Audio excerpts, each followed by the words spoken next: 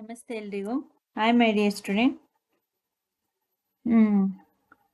ಕೋಲ್ and petroleum ಈ ಲೆಸನ್ದು ಎಕ್ಸಸೈಸ್ ಕ್ವಶನ್ ಆನ್ಸರ್ಸ್ನ ಸಾಲ್ವ್ ಮಾಡೋಣ.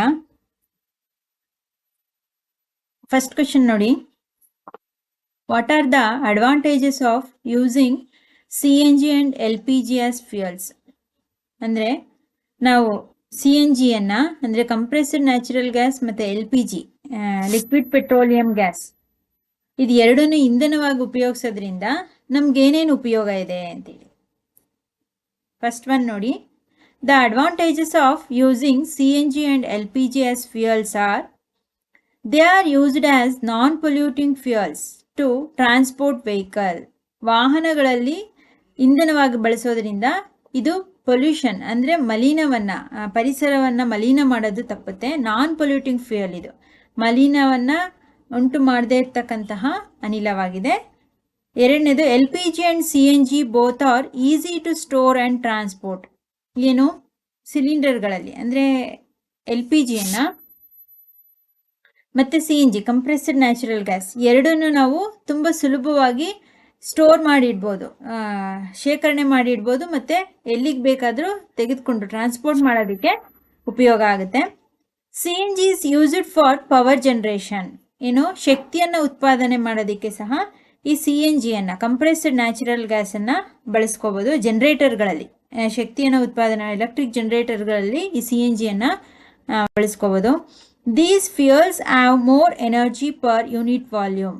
ಏನು ಒಂದು ಯೂನಿಟ್ ವಾಲ್ಯೂಮ್ಗೆ ಹೋಲಿಸ್ಕೊಂಡ್ರೆ ಇವುಗಳ ಇಂಧನದಿಂದ ಬರ್ತಕ್ಕಂತಹ ಶಕ್ತಿ ಏನಿದೆ, ಈ CNG ಇರ್ಬೋದು ಅಥವಾ LPG ಇರ್ಬೋದು, ಇವುಗಳು ಒಂದು ಪರ್ ಯೂನಿಟ್ ವಾಲ್ಯೂಮ್ಗೆ ಹೆಚ್ಚು ಶಕ್ತಿಯನ್ನು ಉತ್ಪಾದನೆ ಮಾಡುತ್ತೆ ಇತರ ಪೆಟ್ರೋಲ್ ಮತ್ತು ಡೀಸೆಲ್ಗಳಿಗೆ ಹೋಲಿಸ್ಕೊಂಡ್ರೆ.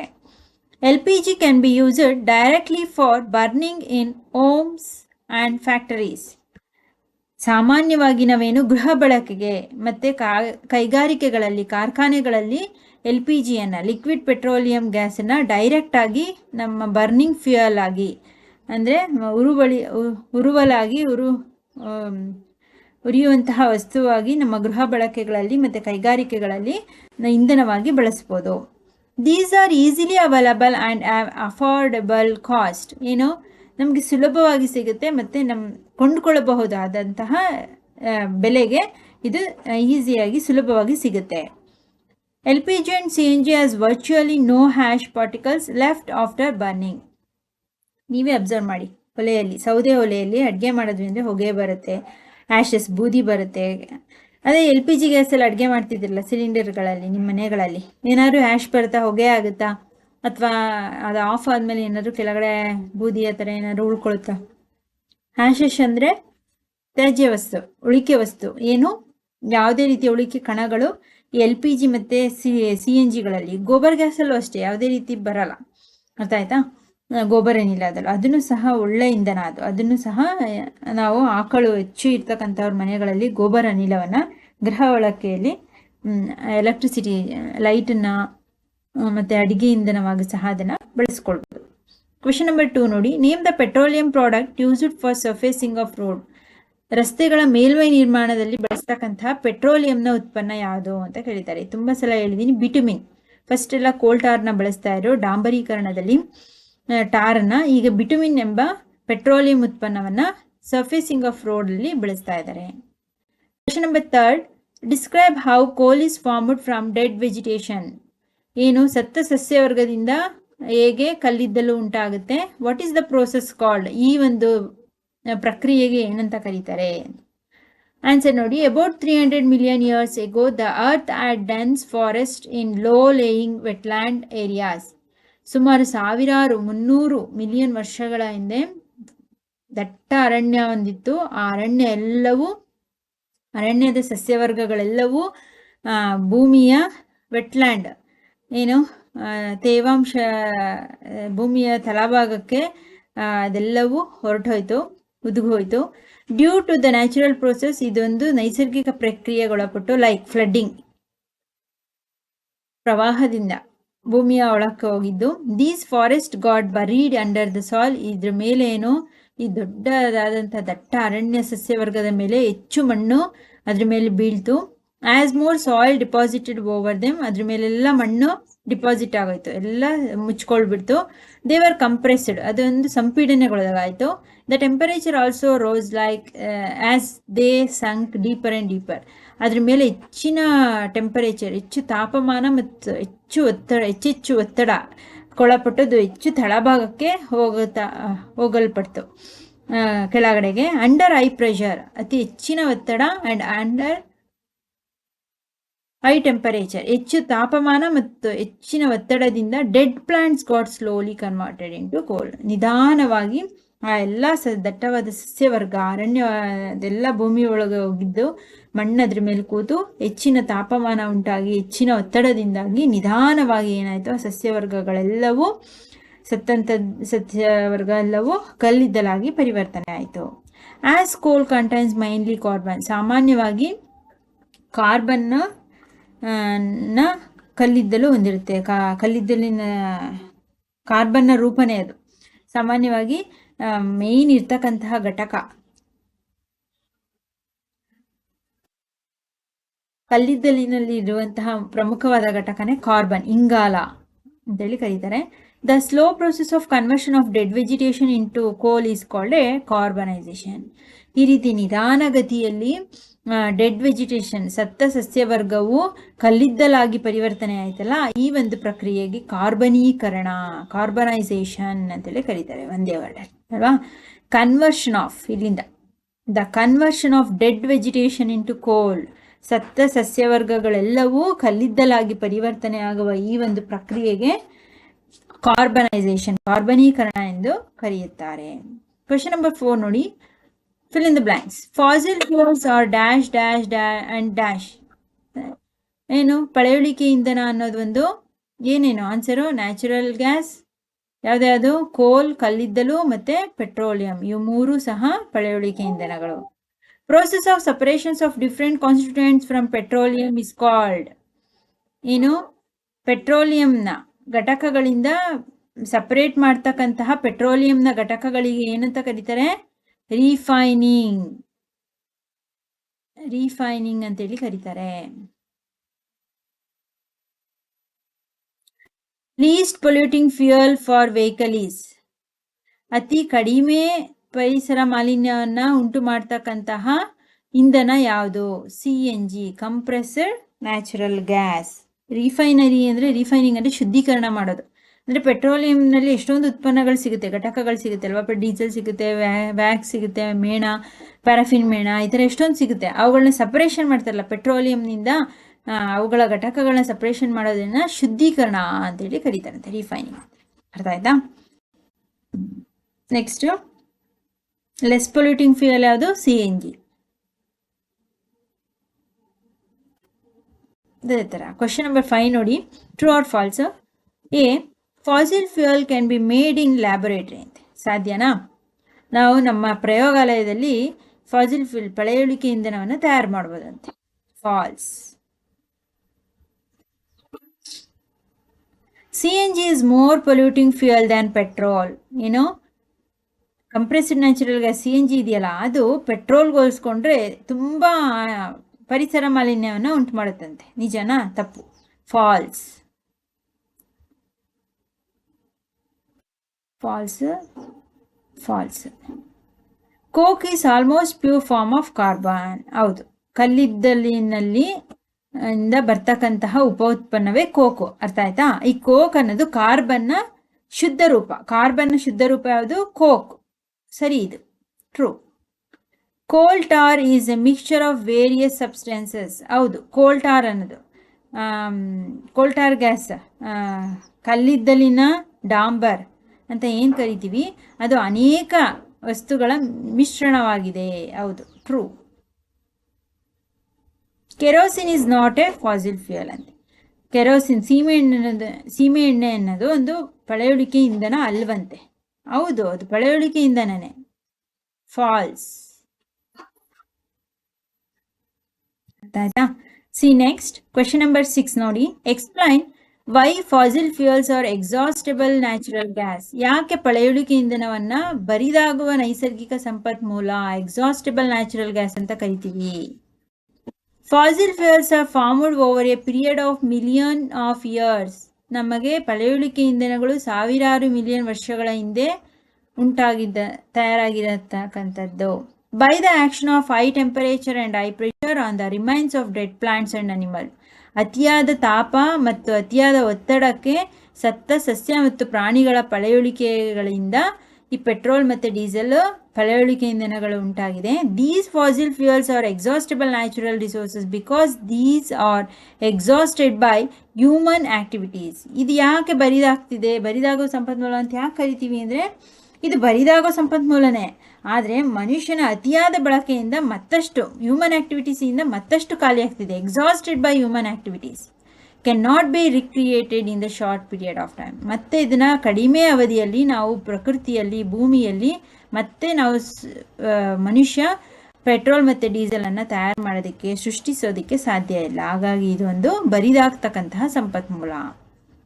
ಲ್ಯಾಬೊರೇಟರಿಗಳಲ್ಲಾಗಲಿ ನಾವು ಭೂಮಿ ಮೇಲಾಗಲಿ ಪ್ರಕೃತಿಯಲ್ಲಿ ಇದನ್ನು ಮರುಸೃಷ್ಟಿಸೋದಕ್ಕೆ ಮತ್ತೆ ನಮಗೆ ಬೇಕಾದಾಗ ಪೆಟ್ರೋಲ್ ಮತ್ತು ಡೀಸೆಲ್ನ ತಯಾರು ಮಾಡ್ಕೊಳ್ಳೋಕೆ ಸಾಧ್ಯ ಇಲ್ಲ. ಅದೊಂದು ನಿಸರ್ಗದತ್ತವಾಗಿ ನ್ಯಾಚುರಲ್ ಗಿಫ್ಟ್, ಅದು ಪ್ರಕೃತಿ ಕೊಟ್ಟಿರ್ತಕ್ಕಂತಹ ಕೊಡುಗೆ, ಅದು ನಮಗೆ ಇಂಧನ.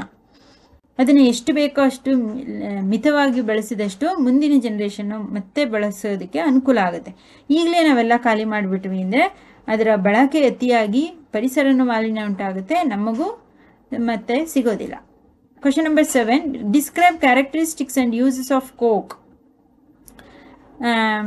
ಕೋಕ್ನ ಉಪಯೋಗ ಮತ್ತು ಅವುಗಳ ಗುಣಲಕ್ಷಣವನ್ನು ತಿಳಿಸಿ ಅಂತ ಕೊಟ್ಟಿದ್ದಾರೆ. Coke is a tough, porous and black substances. ಇದೊಂದು ಟಫ್, ಕಠಿಣವಾದ ನಂತರ ದ್ರವ ರೂಪದ ರಂಧ್ರಯುಕ್ತ, ಕಠಿಣವಾದ ಗಟ್ಟಿ ಇರ್ತಕ್ಕಂತಹ ರಂಧ್ರ ಇರ್ತಕ್ಕಂತಹ ಒಂದು ಕಪ್ಪು ಬಣ್ಣದ ವಸ್ತು. It is produced by destructive distillation of ಕೋಲ್. ಇದು ಹೇಗೆ ಉಂಟಾಗಿದೆ, ಕಲ್ಲಿದ್ದಲಿನಿಂದ ಹೇಗೆ ತೆಗೆದಿದ್ದಾರೆ ಇದು ಅಂದರೆ, ಕಲ್ಲಿದ್ದಲಿನ ಡಿಸ್ಟ್ರಕ್ಟಿವ್ ಡಿಸ್ಟಿಲೇಷನ್ ಅಂದರೆ ಏನು ಗೊತ್ತಾ, ಕಲ್ಲಿದ್ದಲಿನ ಥರ್ಮೋಕೆಮಿಕಲ್ ಒಂದು ವಿಘಟನೆ ಇದು. ಅಂದರೆ ಕೋಕನ ಆಕ್ಸಿಜನ್ ಇಲ್ಲದೆ, ಆಮ್ಲಜನಕ ಇಲ್ಲದೆ, ಅದನ್ನು ಆಮ್ಲಜನಕ ಇಲ್ಲದೆ ಅತಿ ಹೆಚ್ಚು ತಾಪದಲ್ಲಿ ಜೈವಿಕ ತೈಲವನ್ನಾಗಿ ಪಡೆಯೋದು. ಅದಕ್ಕೆ ಆಬ್ಸೆನ್ಸ್ ಆಫ್ ಆಕ್ಸಿಜನಲ್ಲಿ ಆಮ್ಲಜನಕದ ಸಹಾಯವಿಲ್ಲದೆ ಅತಿ ಹೆಚ್ಚು ಟೆಂಪರೇಚರ್ನ ಕಲ್ಲಿದ್ದಲು ಕೊಟ್ಟಾಗ ಅದರಿಂದ ಬರ್ತಕ್ಕಂತಹ ಒಂದು ನೈಸರ್ಗಿಕ ತೈಲದ ಮುಖ್ಯ ಉತ್ಪನ್ನವೇ ಈ ಕೋಕ್ ಆಗಿರುತ್ತೆ. ಹಾಗಾಗಿ ಇದು ರಂಧ್ರಯುಕ್ತವಾಗಿರುತ್ತೆ, ಕಠಿಣವಾಗಿದ್ದು ರಂಧ್ರಯುಕ್ತವಾದಂತಹ ಒಂದು ಕಪ್ಪು ಬಣ್ಣದ ವಸ್ತು ಕೋಕ್ ಆಗಿದೆ. ಇದು ಇದರ ಗುಣಲಕ್ಷಣ. ಯಾವುದರಿಂದ, ಕೋಲಿಂದ ಸಿಗ್ತಕ್ಕಂತಹ ಬೈ ಪ್ರಾಡಕ್ಟ್ ಈ ಕೋಕ್. ಇದೊಂದು ಶುದ್ಧ ರೂಪ, ಕಾರ್ಬನ್ನ ಶುದ್ಧ ರೂಪವೇ coke. It is an almost pure form of carbon. First ಪಾಯಿಂಟೇ ಬಂತು ನೋಡಿ, ಕಾರ್ಬನ್ನ ಶುದ್ಧ ರೂಪ coke. It is used as a domestic as well as a industrial fuel in stoves and furnace. ಏನು, ಇದು ಒಂದು ಡೊಮ್ಯಾಸ್ಟಿಕ್, ನಾವು ಇಂಧನವಾಗಿ ಬಳಸೋದಕ್ಕೆ ಉಪಯೋಗಿಸ ಕಾರ್ಖಾನೆಗಳಲ್ಲಿ, ಮನೆಯಲ್ಲಿ, ಗೃಹ ಬಳಕೆಯಲ್ಲಿ, ಸ್ಟವ್ಗಳಲ್ಲಿ, ಮತ್ತು ಕುಲುಮೆಯನ್ನು ಮಾಡ್ತಾರಲ್ಲ, ಕಬ್ಬಿಣ ಕುಲುಮೆ, ಅಂತಹ ಕಾರ್ಖಾನೆಗಳಲ್ಲಿ, ಕೈಗಾರಿಕೆಗಳಲ್ಲಿ ಈ ಕೋಕನ್ನು ಇಂಧನವಾಗಿ ಬಳಸ್ತಾರೆ. ಮತ್ತು ಸ್ಟವ್ನಲ್ಲೂ ಗೃಹ ಬಳಕೆ ಇಂಧನವಾಗೂ ಸಹ ಇದನ್ನು ಬಳಸ್ತಾರೆ. It is used in the manufacture of coal. ಉಕ್ಕಿನ ತಯಾರಿಕೆಯಲ್ಲಿ ಕೋಕನ್ನು ಬಳಸ್ತಾರೆ. Manufacturing of steel. It give little or no smoke. It gives ಅಂದರೆ ಅತಿ ಹೆಚ್ಚು ಹೊಗೆಯನ್ನು ಉಂಟು ಮಾಡಲ್ಲ, ಇದು ಕಡಿಮೆ ಹೊಗೆಯನ್ನು, ಮಲಿನವನ್ನು ಉಂಟು ಮಾಡುತ್ತೆ. It is used for extractions of metal. ಲೋಹಗಳ ಉದ್ಧರಣೆಯಲ್ಲಿ, ಲೋಹಗಳ ಶುದ್ಧೀಕರಣ, ಲೋಹಗಳ ಉತ್ಪನ್ನಗಳ ತಯಾರಿಕೆಯಲ್ಲಿ, ಎಕ್ಸ್ಟ್ರಾಕ್ಟ್ ಮಾಡೋದ್ರಲ್ಲಿ ಈ ಕೋಕನ್ನು ಬಳಸ್ತಾರೆ. It can be used to make fuel gases. ಹಾಗೆ ಇದನ್ನು ಅನಿಲದ ಇಂಧನ ತಯಾರಿಕೆಯಲ್ಲಿ ಸಹ ಫ್ಯೂಯಲ್ ಗ್ಯಾಸಸ್ ಅಂದರೆ ಗ್ಯಾಸ್ ರೂಪದಲ್ಲಿ ಅನಿಲ ಇಂಧನವನ್ನು ತಯಾರು ಮಾಡಬೇಕಲ್ಲ, ಇಂಧನವೇ ಅದು ಲಿಕ್ವಿಡ್ ಥರ ಇರಲ್ಲ, ಪೆಟ್ರೋಲ್ ಮತ್ತು ಡೀಸೆಲ್ ಥರ ಗ್ಯಾಸ್ ರೂಪದಲ್ಲಿರುತ್ತೆ. ಆ ರೀತಿಯ ಅನಿಲ ಇಂಧನವನ್ನು ತಯಾರು ಮಾಡೋದಕ್ಕೆ ಈ ಕೋಕನ್ನು ಸಹ ಬಳಸ್ತಾರೆ. ಹಾಗೆ ಕ್ವಶನ್ ನಂಬರ್ 8 ನೋಡಿ, explain the process of formation of petroleum. Petroleum ಹೇಗೆ ಉಂಟಾಗುತ್ತೆ ಅದನ್ನು ಎಕ್ಸ್ಪ್ಲೈನ್ ಮಾಡಿ. Petroleum was formed from the organism, ಪುಟ್ಟ ಬ್ರಾಕೆಟ್ ಇದಿಷ್ಟು ಬರೆದ್ರೂ ಆಗುತ್ತೆ, organisms living in the sea. As these organisms died, there bodies settled down at the bottom of the sea and got covered with sand and clay. The absence of air, high pressure and high temperature for over millions of years transformed the dead organisms into petroleum and natural gas. ಏನು ಸಮುದ್ರದ ತಳಭಾಗದಲ್ಲಿ organisms living in the sea, ಯಾವ್ಯಾವ ಜೀವಿಗಳು ಸಸ್ಯ ಮತ್ತು ಪ್ರಾಣಿಗಳು ವಾಸಿಸ್ತಿದ್ದಾವೆ ಅದೆಲ್ಲವೂ ಸತ್ತಾಗ ಆರ್ಗಾನಿಸಮ್ ಡೈಡ್ ದೇರ್ ಬಾಡೀಸ್, ಅವುಗಳ ದೇಹ settle down at the bottom of the sea, ಸಮುದ್ರದ ತಳಭಾಗಕ್ಕೆ ಹೋಗಿ ಸೇರ್ಕೊಳ್ತು. ಅದ್ರ ಮೇಲೆ ಏನಾಯಿತು, got covered with sand and clay, ಜೇಡಿ ಮಣ್ಣು ಮತ್ತು ಮರಳು ಆ ದೇಹಗಳ ಮೇಲೆ ಕೂತ್ಕೋತು. The absence of air, pressure, high temperature, ಆ ಮಣ್ಣು ಕೂತ್ಕೊಂಡಾಗ ಆ ದೇಹಕ್ಕೆ ಯಾವುದೇ ರೀತಿ ಗಾಳಿ ಆಡೋಕ್ಕಾಗಲಿಲ್ಲ. ಅತಿಯಾದ ಹೈ ಪ್ರೆಷರ್, ಹೆಚ್ಚಿನ ಒತ್ತಡ ಬಿತ್ತು ಮತ್ತು ಹೆಚ್ಚಿನ ತಾಪ ಬಿತ್ತು. ಇದರಿಂದಾಗಿ ಏನಾಯಿತು, ಸಾವಿರಾರು ವರ್ಷಗಳು ಹಾಗೆ ತಳಭಾಗದಲ್ಲಿ ಇತ್ತು ಅದೆಲ್ಲ ಅವುಗಳ ಬಾಡಿ. ಆ ರೀತಿ ಒತ್ತಡಕ್ಕೊಳಗಾಗಿ ಆ ಡೆಡ್ ಆರ್ಗಾನಿಸಮ್, ಸತ್ತ ಸಸ್ಯ ಮತ್ತು ಪ್ರಾಣಿಯ ದೇಹನು ನಿಧಾನವಾಗಿ ಪೆಟ್ರೋಲ್ ಮತ್ತು ನ್ಯಾಚುರಲ್ ಗ್ಯಾಸ್ ಆಗಿ, ಪೆಟ್ರೋಲ್ ಮತ್ತು ನೈಸರ್ಗಿಕ ಅನಿಲವಾಗಿ ಪರಿವರ್ತನೆ ಆಯಿತು. The petroleum deposits are usually found mixed with salt water. ಸಾಮಾನ್ಯವಾಗಿ ಪೆಟ್ರೋಲಿಯಂ ಡಿಪಾಸಿಟ್ಟು ಉಪ್ಪು ನೀರು ಸಮುದ್ರದಲ್ಲೇ ಅಲ್ವಾ ಇದೆ ತಳಭಾಗದಲ್ಲಿ ಸಿಗೋದು, ಅದ್ರ ಜೊತೆ ಮಿಕ್ಸ್ ಆಗಿರುತ್ತಂತೆ, ಬೆರೆತ್ಕೊಂಡಿರುತ್ತಂತೆ ಈ petroleum. The petroleum is lighter than salt water. ಉಪ್ಪು ನೀರಿಗಿಂತ ಅತಿ ಕಡಿಮೆ ತೂಕ, ಡೆನ್ಸಿಟಿ ಅದರದ್ದು ಕಡಿಮೆ ಇರೋದ್ರಿಂದ ಎನ್ಸ್ ಫ್ಲೋಟ್ಸ್ ಓವರ್ ಇಟ್, ಇದು ಉಪ್ಪು ನೀರಿನ ಮೇಲೆ ತೇಲುತ್ತೆ ಪೆಟ್ರೋಲಿಯಂ. ಯಾಕೆ ಹೇಳಿ, ಅದರ ಡೆನ್ಸಿಟಿ ಕಡಿಮೆ. The density of petroleum is lighter than that of the salt water. ಉಪ್ಪು ನೀರಿನ ಸಾಂದ್ರತೆಗಿಂತ ಪೆಟ್ರೋಲಿಯಂನ ಸಾಂದ್ರತೆ ಕಡಿಮೆ ಇರೋದ್ರಿಂದ ಉಪ್ಪು ನೀರಿನಲ್ಲಿ ಪೆಟ್ರೋಲಿಯಂ ತೇಲುತ್ತೆ. ಕ್ವೆಶನ್ ನಂಬರ್ 9 ನೋಡಿ, ಇದು ಒಂದು ಫ್ಲೋ ಚಾರ್ಟ್ ಹಾಕ್ಬೇಕು ನೀವು ಗ್ರಾಫ್ ಥರ. The following table show the total power shortage of India from 1991 to 1997. Show the data of in the form of a graph. Plot shortage percentage for the years on the y axis and the year on the x axis. ಏನು 1991ರಿಂದ 97ರವರೆಗೆ power shortage, ವಿದ್ಯುತ್ ಶಕ್ತಿ ಕಡಿಮೆ ಆದಂಥದ್ದು, ಅದನ್ನು graph ಮೂಲಕ ತಿಳಿಸಿ. ಹೆಚ್ಚಾದಂಥದ್ದು ಕಡಿಮೆ 1991ಇಂದ 1997ವರೆಗೆ. ನಿಮಗೆ ಮ್ಯಾಥ್ಸಲ್ಲಿ graph ಹಾಕೋದು ಹೇಳ್ಕೊಟ್ಟಿರ್ತಾರೆ. ಇದನ್ನು ಯಾವಾಗಲೂ ಎಕ್ಸ್ ಆಕ್ಸಿಸ್ ಅಂತ ಕರೀತಾರೆ, ಅರ್ಥ ಆಯ್ತಾ? ಕೆಳಗಡೆ ಈ ಭಾಗದನ್ನು, ಇದು ಲಾಂಗ್ ಪರ್ಪೆಂಡಿಕ್ಯುಲರ್ ಬರೋದನ್ನ ಇದನ್ನು ವೈ ಆಕ್ಸಿಸ್ ಅಂತ ಹೇಳಿ ಕರೀತಾರೆ, ಅರ್ಥ ಆಯ್ತಾ? ಇಲ್ಲಿ ನೀವು ಇಯರ್ಸ್ನ ಬರ್ಕೊಳ್ತಾ ಹೋಗಿ ಕೆಳಗಡೆ. ಇಲ್ಲಿ ಅವರು ಪವರ್ ಆಫ್ ಶಾರ್ಟೇಜ್ ಇಲ್ಲಿ ಕೊಟ್ಟಿದ್ದಾರೆ, ಅದನ್ನು ಪಾಯಿಂಟ್ ಮಾಡೋದು. ಇಲ್ಲಿ ನೋಡಿ 1991ಅಲ್ಲಿ 7.9 ಇದೆ, ಇಲ್ಲಿ 1991 ಅಂತ ಹಾಕಿದ್ದೀರಾ. ಇದು ನೇರ 7.9 ಅಂದರೆ ಇದು 7.5 ಇದೆ, ಒಂದು ಸ್ವಲ್ಪ ಮೇಲೆ ಹಾಕೋದು, 8ಗಿಂತ ಕಡಿಮೆ ಹಾಕೋದು. ಅದೇ ಥರ 7.8 ಅನಿಸುತ್ತೆ 1992ನಲ್ಲಿ. ಈ ಥರ ಈ ಥರ ಎಲ್ಲ ಡಾಟ್ ಹಾಕೊಂಡು ಬರೋದು. ಹಾಕಿದ್ಮೇಲೆ ಏನು, ಅವುಗಳನ್ನ ಜಾಯಿನ್ ಮಾಡೋದು. ಈ ಥರ ಇಲ್ಲಿ ಹೇಗೆ ಲೈನ್ಸ್ ಹಾಕಿದ್ದಾರೆ, ಈ ಥರ ಜಾಯಿನ್ ಮಾಡಿದ್ರೆ ಅದು ಹೇಗೆ ಪರ್ಸೆಂಟೇಜ್ ಮತ್ತು ಅವಳ ಹೈಕ್ ಹೇಗಾಗಿದೆ ಅದನ್ನು ಗ್ರಾಫ್ ಮೂಲಕ ನೋಡ್ಕೊಳ್ಬೋದು. ನೋಡಿ ಇಲ್ಲಿ ತೋರಿಸಿದೆ 7.9, 7.8, 8.3, 7.4, 7.1, 9.1. ಈ ರೀತಿ ಪ್ರತಿ ವರ್ಷದಿಂದ ವರ್ಷಕ್ಕೆ ಹೇಗೆ ಹೆಚ್ಚಾಗಿದೆ ಸ್ಕ್ಯಾರ್ಸಿಟಿ ಆಫ್ ಎಲೆಕ್ಟ್ರಿಸಿಟಿ, ವಿದ್ಯುತ್ ಶಕ್ತಿಯ ಕೊರತೆ ಹೇಗೆ ಉಂಟಾಗಿದೆ ವರ್ಷದಿಂದ ವರ್ಷಕ್ಕೆ ಅಂತೇಳಿ ಇದನ್ನು ಗ್ರಾಫ್ ಮೂಲಕ ತೋರಿಸಿರೋವಂಥದ್ದು, ಗೊತ್ತಾಯ್ತಾ? ಇದಿಷ್ಟು ಕೋಲ್ ಆ್ಯಂಡ್ ಪೆಟ್ರೋಲಿಯಂ ಲೆಸನ್ನ ಎಕ್ಸಸೈಸ್ ಕ್ವಶನ್ಗೆ ಆನ್ಸರ್ಸು. ಏನಾದರೂ ಡೌಟ್ಸ್ ಇತ್ತು ಅಂದರೆ ಡಿಸ್ಕ್ರಿಪ್ಷನಲ್ಲಿ ಹಾಕಿ, ಅರ್ಥ ಆಗಲಿಲ್ಲ ಅಂದರೂ ಹಾಕಿ. ಇನ್ನೊಂದು ಸ್ವಲ್ಪ ಶಾರ್ಟ್ ಆಗಬೇಕು ಅಂದರೆ ಈ ಪಾಯಿಂಟ್ಸ್ಗಳನ್ನ ನೀವು 2 to 3 ಪಾಯಿಂಟ್ಸ್ನ ಆನ್ಸರ್ ಮಾಡ್ಬೋದು. ಇಷ್ಟು ಬರೀಲೇಬೇಕು ಅಂತ ಏನಿಲ್ಲ, ಅರ್ಥ ಆಯ್ತಾ? ಯೂಸಸ್ಸು ಇದನ್ನೆಲ್ಲ ಸ್ವಲ್ಪ ಶಾರ್ಟ್ ಮಾಡ್ಕೋಬೋದು. ಇದರಲ್ಲಿ ಹೇಗೆ ಉಂಟಾಗುತ್ತೆ ಅನ್ನೋದಕ್ಕೆ ನೀವು 1 ಲೈನಲ್ಲಿ ಒಂದಿಷ್ಟನ್ನು ಬೇಕಾದರೆ ಬರೀಬೋದು. ಅಂದರೆ petroleum was formed from organisms living in the sea ಅಂತ ಬರೆದು ಇದು ಫುಲ್ ಎಕ್ಸ್ಪ್ಲೈನ್ ಮಾಡದೆ ಹೋದ್ರೂ ಪರವಾಗಿಲ್ಲ. ಅಟ್ಲೀಸ್ಟ್ ಖಾಲಿ ಬಿಡೋದಕ್ಕಿಂತ ಈ ಕ್ವಶನ್ಸ್ನ ಇಷ್ಟ ಆದರೂ ಆನ್ಸರ್ ಮಾಡೋಕ್ಕೆ ಟ್ರೈ ಮಾಡಿ.